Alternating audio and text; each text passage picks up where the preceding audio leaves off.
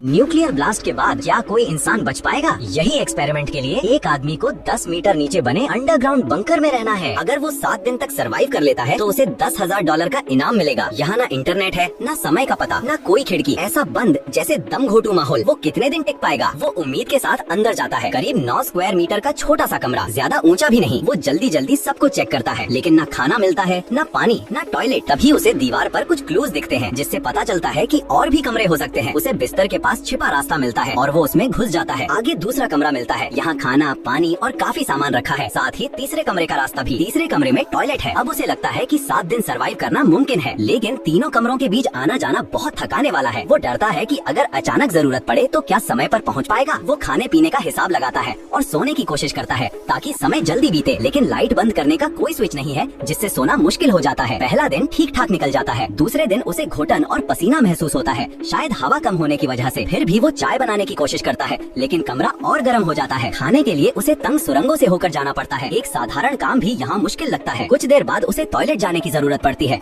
और वो जल्दी जल्दी सुरंगों से होकर वहाँ पहुँचता है। डर रहता है कि कहीं देर न हो जाए। वो टॉयलेट तक पहुँच जाता है। फिर वो कंबल से एक छोटा सा टेंट बनाता है ताकि रोशनी कम हो और नींद आ सके। लेकिन अचानक हालात बदल जाते हैं। पानी धीरे धीरे कमरे में भरने लगता है और पूरा बंकर डूबने लगता है। वो घबरा जाता है और एग्जिट्स को बंद करने की कोशिश करता है। पानी बढ़ता जा रहा है और इलेक्ट्रिक रिस्क भी हो सकता है। वो दूसरे कमरों में जाकर चेक करता है। समझ नहीं आता ये क्या हो रहा है। फिर टॉयलेट को ऊंचा रखता है ताकि गंदगी न फैले। पानी लगातार बढ़ रहा है। पहला कमरा डूबने लगता है। वो जल्दी जल्दी जरूरी सामान बचाने की कोशिश करता है और दिन बीत जाता है। तीसरा दिन बहुत मुश्किल गुजरता है। पानी इतना बढ़ जाता है कि रास्तों से गुजरते समय उसे आधा चेहरा बाहर रखकर सांस लेनी पड़ती है। वो फैसला करता है कि अब सिर्फ उसी कमरे में रहेगा जहाँ खाना है। चौथे दिन वो वहीं टिक जाता है। खाने पीने की कमी नहीं है, लेकिन टॉयलेट जाना अब बहुत मुश्किल हो गया है।